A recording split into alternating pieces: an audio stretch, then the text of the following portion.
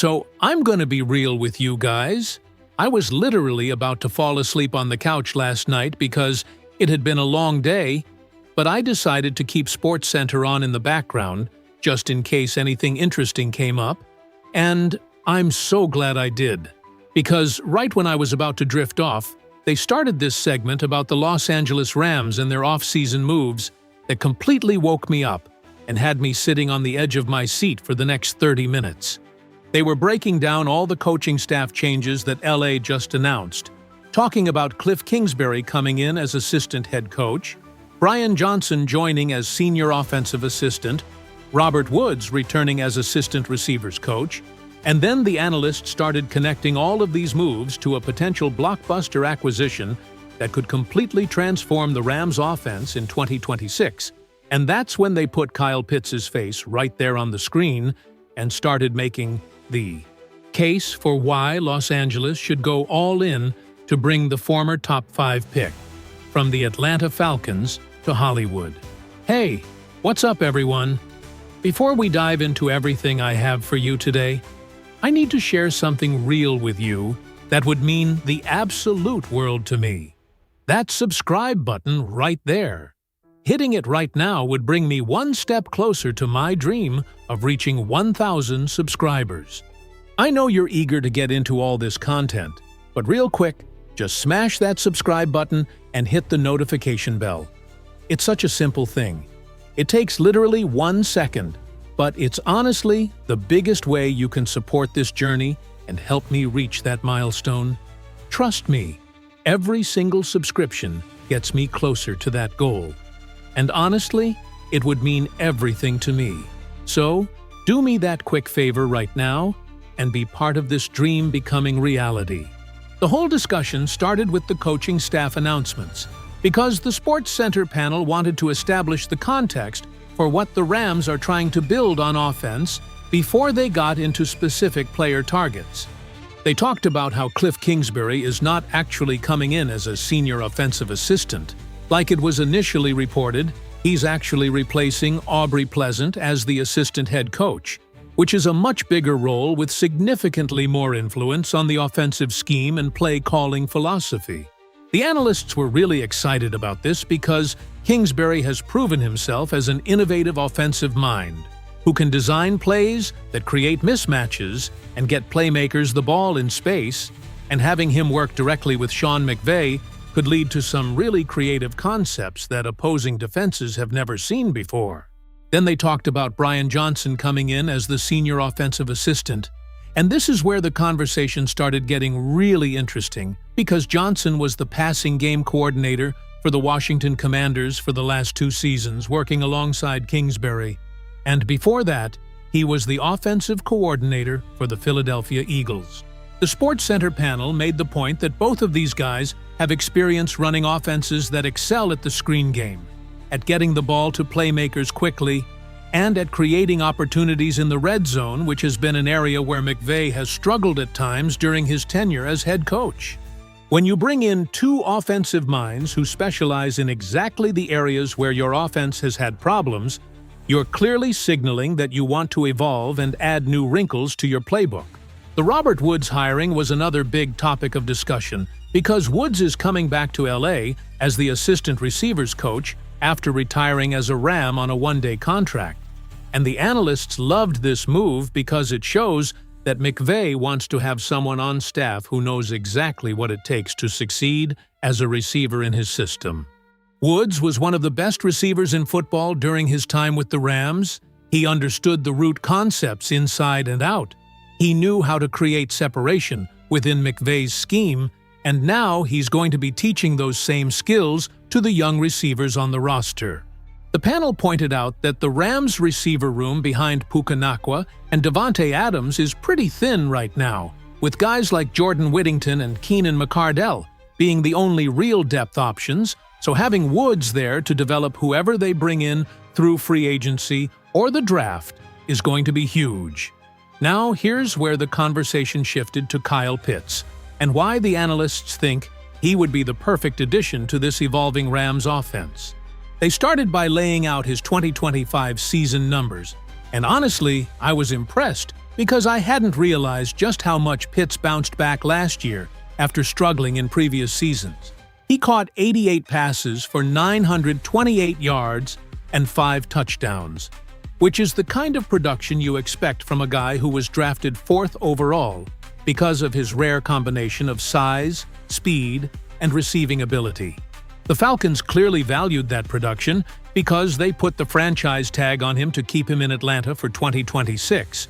But the SportsCenter analysts were suggesting that if the Rams could somehow work out a trade, it would be worth whatever price they had to pay.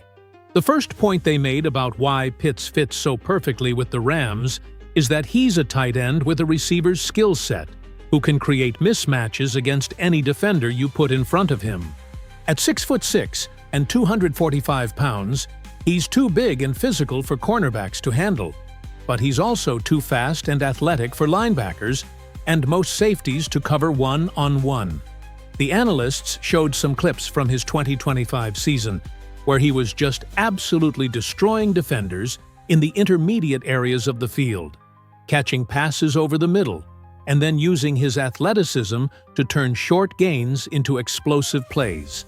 That's exactly the kind of weapon that McVay loves to have, because it forces defenses to make impossible choices about how to allocate their coverage resources.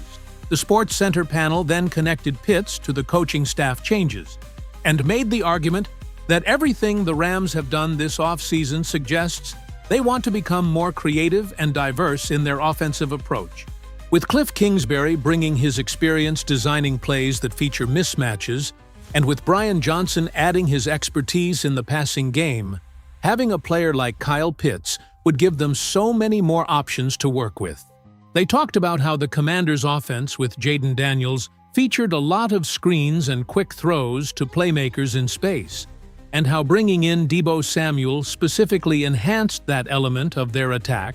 But imagine if instead of just screens, you could also work the seams of the defense with a tight end who can beat any coverage thrown at him.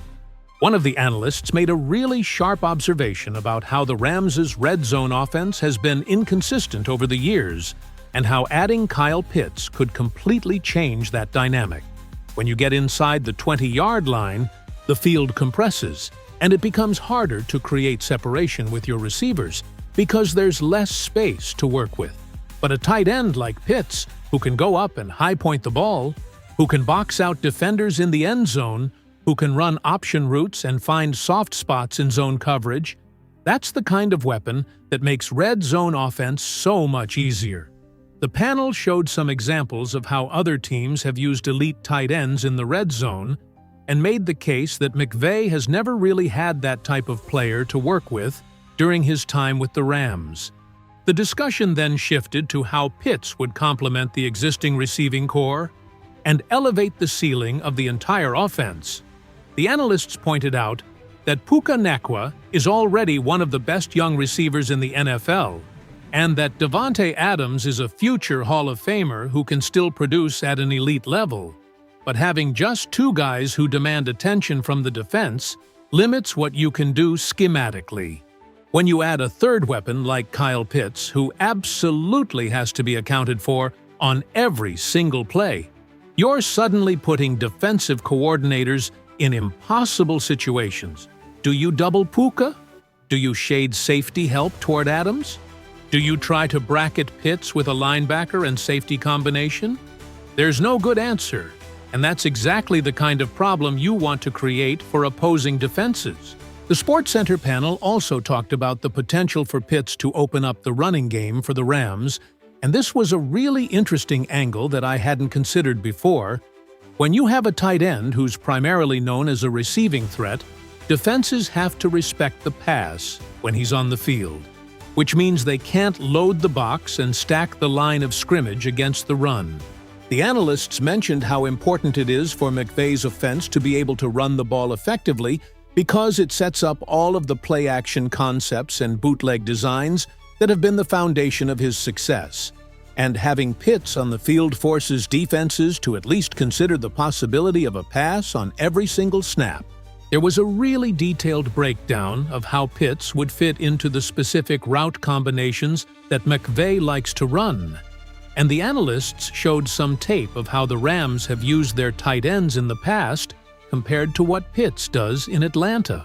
The difference was pretty stark, because the Rams' tight ends have typically been asked to do a lot of blocking and run shorter routes underneath the coverage, while Pitts is primarily used as a vertical threat who can stretch the defense down the field. The panel suggested that McVay would probably find ways to use Pitts in both roles depending on the situation, giving the offense even more flexibility and unpredictability. The conversation then addressed the elephant in the room, which is the franchise tag, and what it would take for the Rams to actually acquire Kyle Pitts from Atlanta. The analysts acknowledged that the Falcons clearly value Pitts highly if they were willing to use the tag on him, and any trade would require significant compensation, including potentially high draft picks.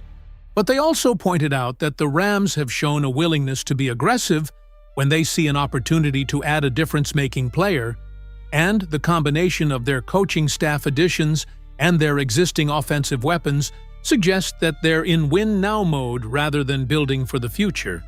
The Sports Center panel discussed the cap implications of bringing in Pitts and whether the Rams would have the financial flexibility to make it work. The franchise tag salary for tight ends is significant, and LA would need to figure out how to fit that number under the cap while also addressing other needs on the roster. The analysts suggested that if the Rams really wanted to make this happen, they could restructure some existing contracts, cut a few players who aren't producing at the level of their salary, and potentially push some money into future years to create the space they need. It wouldn't be easy, but for a player of Pitts' caliber, it would absolutely be worth the financial gymnastics.